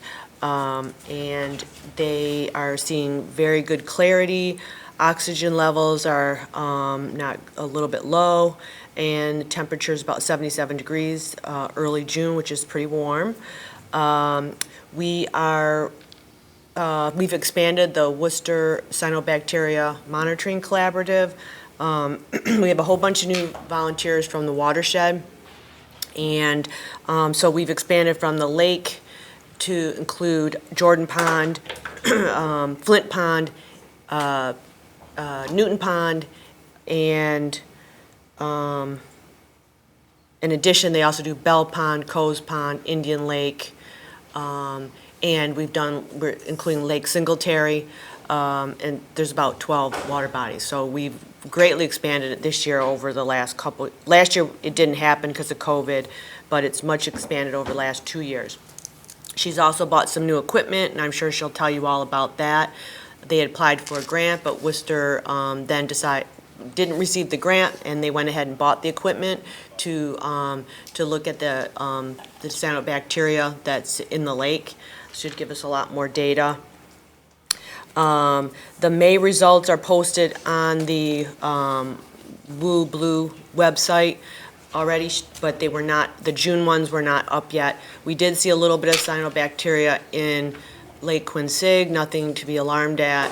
No evidence of a bloom or likelihood of a bloom at this time. And I'm not sure about the other water, but I know there was also some cyanobacteria in Flint Pond. But we're really happy about having all those new volunteers. The city of Worcester also just finished the biofiltration unit on Lake Ave North. It's right at where Coal Mine Brook enters the lake. We had initially approached them to build something and said we would help partner, and in the end, Worcester just paid for it, and the watershed didn't end up contributing anything, so we're really thankful for that. It was quite an extensive work that's been done there. I posted a picture that Jackie provided on the Facebook page. It should help with, the filtration of the runoff from the road into the lake there. Quite a bit of road runoff occurs there, so every little bit would help. The city is also doing a rain barrel event, but I asked her if other, community members can participate. Shrewsbury, Grafton can participate and purchase a rain barrel. Should contact Jackie for that. We have our ongoing angler event series. The next one is, I think, July 19th, is Worcester Wild Trout Fisheries at 6:30 p.m. And Mass Wildlife is going to be doing that presentation. And you sign up at the wooanglerseries.com. They've been very well attended, and they've been recorded, so all of our fisheries events should be available on the Worcester website. And that's about it. Oh, also, so the watershed is continuing our bacteria sampling. We have a summer intern that we're paying, to help us do the sampling and record all the data. He goes to Worcester State. You'll probably meet him at a future meeting. And Mike Liberty's helping him with the mid-lake samples and some of the more difficult locations to get to. We again have 12 locations, tributaries, and midpoint lake samples collecting for bacteria, and we're going every 2 weeks. We've got 2 weeks results will end of May, beginning of June, and we're still waiting for our third round of sample results. So for preliminarily, our May results, we had over 4,000 units at O'Hara Brook. So I'm not sure what happened there the week, May 25th. And we also had a very large exceedance of bacteria at Tilly Brook, which is next to the old Buca de Beppo. And we forwarded that to the Shrewsbury engineering to see if there's something that's going on over there near the pump station.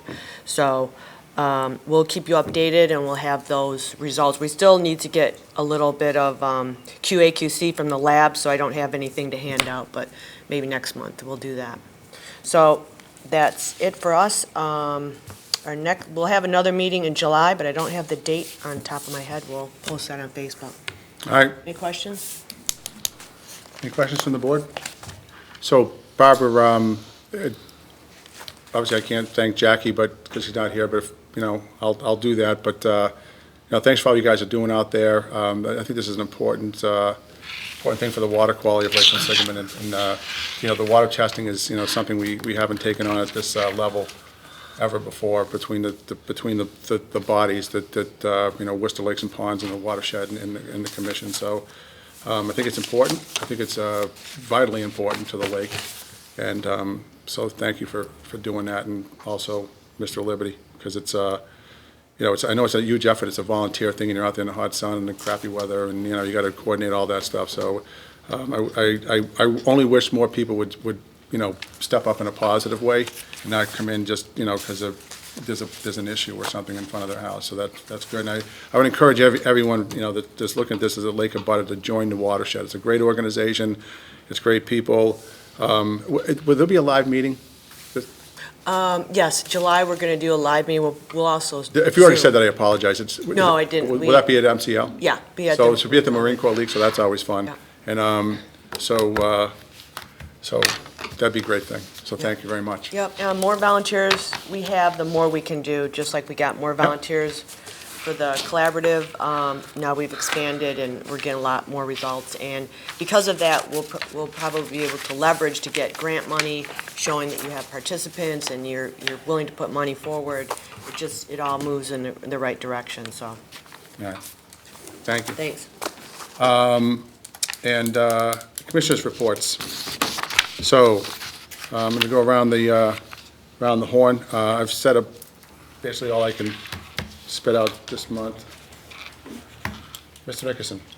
I did not have a report. All right, thank you. Mr. Polito.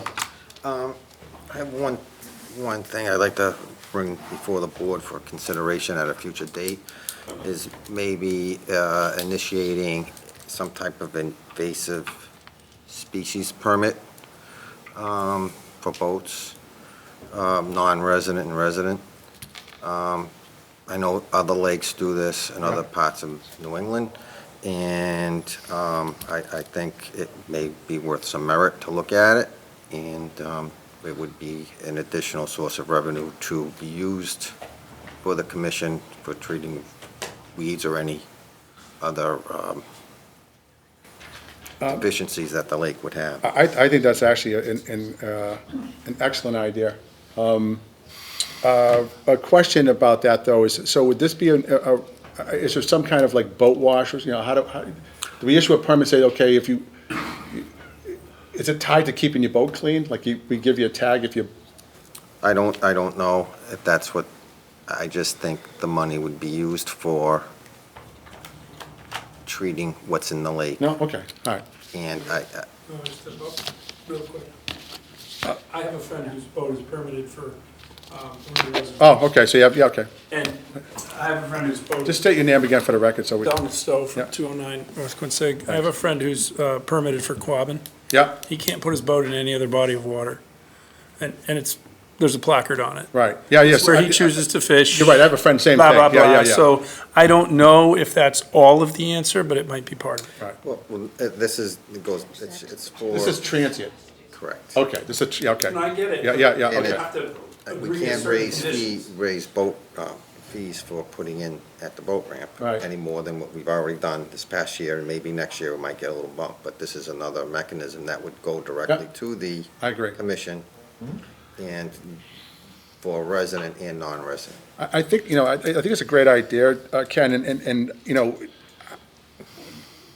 I'm thinking, we just went through a thing in Grafton, and that's gonna be in Bill Nelson's report, and Jonathan and Bill have, you know, they went through the whole, I wanna say CBD, I got that in my mind, but, CPA. CPA money, CPC, because it's after the CPS, not the act, it's actually the commission. And they got money from CPC that allowed them to give us money on this one project. And one of the projects I'm thinking of, and it was $17,000, so it was a, you know, nice sum of money for us. We're gonna use it to do a study at Flint Pond, on the Grafton side of Flint Pond, about the sediment and about how flow and all that stuff kind of affected the whole thing. So we're gonna use that money to figure that out, if there's any way we can, you know, kind of claim some of that back. I don't know if we can do it, I don't know what they'll allow us to do, but all that. But it was for a project, and I'm wondering if we could kind of go after the same thing, because Shrewsbury passed their CPA, and there may be monies for us available there, that we could actually combine that with some type of boat wash, and use the money to pay for the boat wash station, both there in Flint Pond, and you know, get the permit. Because one of the things with the permit is, and I agree with you, but you have to have someone kind of police it. So so there has to be an attendant at the ramp to make sure they have that permit before they get on the lake. The permit would be seasonal. Yeah. And every boat would have to have a sticker. Every boat on the lake, period? Or coming into the lake. Okay, You would gotcha. have them That's purchase what I'm talking about, the transit, yeah. Purchase a sticker, Yeah. and would be on there for the season. And, Okay, you know, jet skis, boat, any type of boat, all right, okay, And if they didn't non-resident have and it, resident. then they couldn't come. right. Or they'd have to get one. And if then, they you had a- know, if they didn't have one, they couldn't be, On they the could be, lake. get a ticket. Let's look at that. I mean, would that be something you'd be willing to kind of do in like a little subcommittee thing, and would that be, huh? Yep, if anyone else is interested in kind of working on that with Mr. Polito, that'd be great. I think it's a great idea. I think it's something we need. Okay. Thanks. And also, I will say this, it's within our power in the charter to do it. Correct. So, all right. Is that it? Yes. Lisa? No report. Thank you. Mr. Piker? A couple things, Mr. Chair. Number one, observations in terms of the lake. Clarity seems to be fairly decent. The weeds are growing all over. The eaglets have gotten big.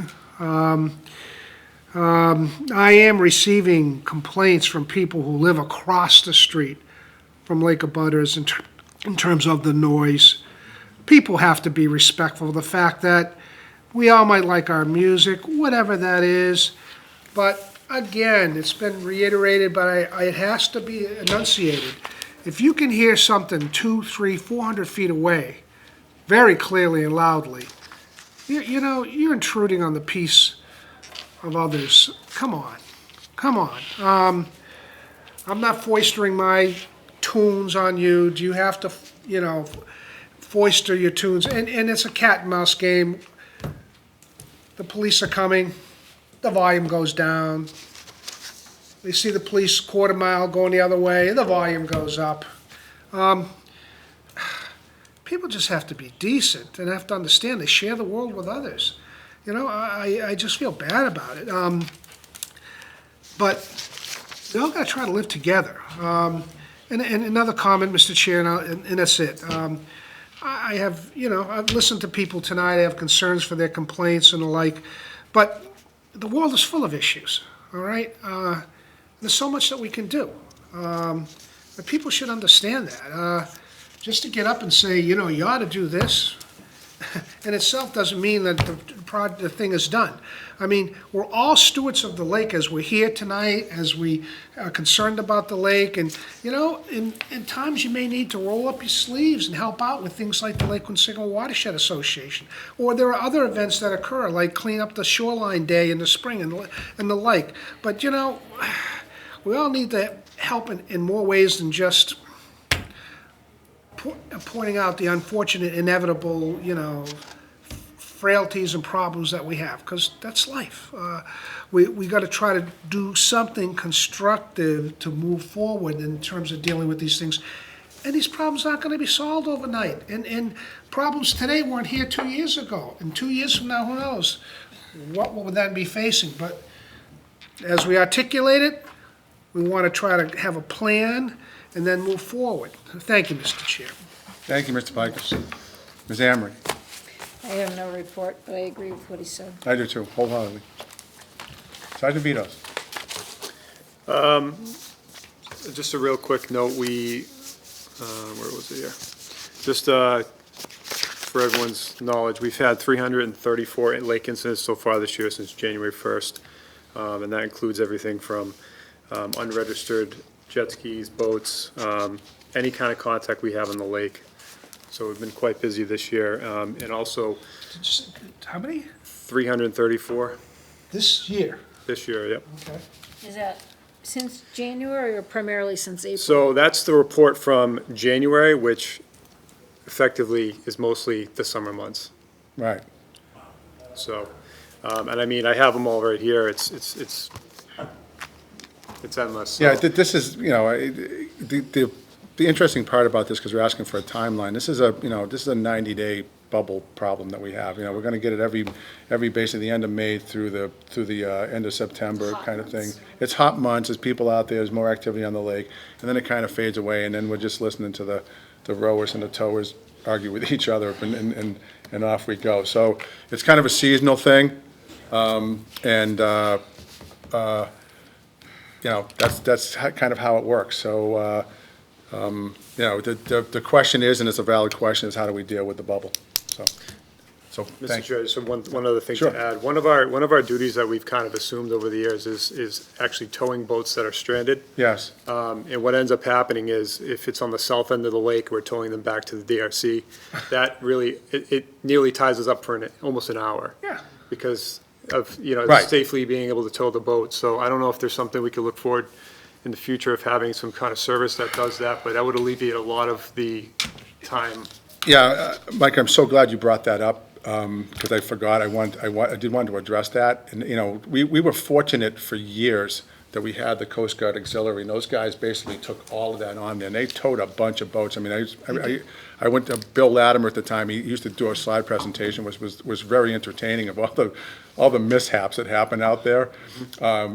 People, launching their boat and leaving it on the trailer and trying to drive off, stuff like that. So, but we don't have that resource anymore, and I'm gonna reach out to the abutters and to the community to see if there's, some type of something maybe we can coordinate through the Watershed Association. And I'm not saying this isn't a they oughta thing. I'm willing to spend time doing it as well, but, maybe we have an organization that can go out and help and assist this and tow. Also, I'm pretty sure Mass State law says you should not leave anyone out there that's distressed. Like if their boats, you should go over and offer to help them and tow. There's some other things you can do too. I mean, we can kind of figure out if you're south of the Stringer Dam and your boats or your trails at Corazini, maybe you still get towed to Oak Island and go get your trailer and bring it back here so these guys aren't out there. But I know this weekend in particular, they had someone on the line, and a call came in that they had to go because there was some safety issue, and it was one of the circling jet ski things I think was going on, and I forget if you had to cut the line and move on or whatever happened, but it's stopping us from doing enforcement. And protection versus, and it's an important thing, and I'm grateful that these guys take it upon themselves to do it, but they're not a tow company, and we don't have a Loveys on the lake or Sea Tow or anything like that we can fall back on. So, if we can go with some kind of volunteer thing, yes. I'll stand up. Barb Feiner again on South Quinsigamond.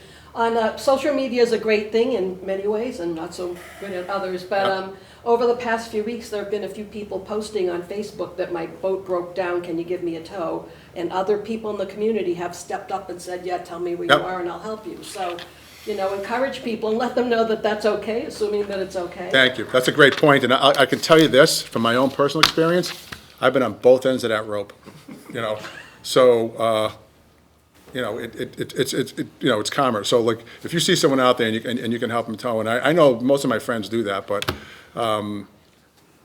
except for one of them. And, but if you can go out there, I'm only kidding. But if you can go out there and help out, that's a great thing. So that's one of the good things about Facebook. I agree with that. All right. Anything else? Good. Nothing else. All right. Thank everyone for coming. I'm sorry, we have to set a. Mr. Chair, because we typically have had this individual relative to being somewhat, call it representative of the rowing. Yeah, I'm sorry, Patrick. Patrick I almost forgot about you. I just and all the wanted to excitement. see, No, acknowledge sorry. as to whether Thank you. there's something in terms of some rowing events we should know about. Okay? It's because you don't want to say anything, or? Okay. All right. Thank you. Thanks, Mike. So the date of next meeting, July 28th? July 28th? Yep. Okay. So mark your calendars, that's going to be live, yes, so hopefully. And, We'll just have to let you know which room. okay, thanks. And that said, I will Make accept. a motion, we adjourn. All right, is there a Second second? All those in favor? Aye. Aye, so voted. Thank you.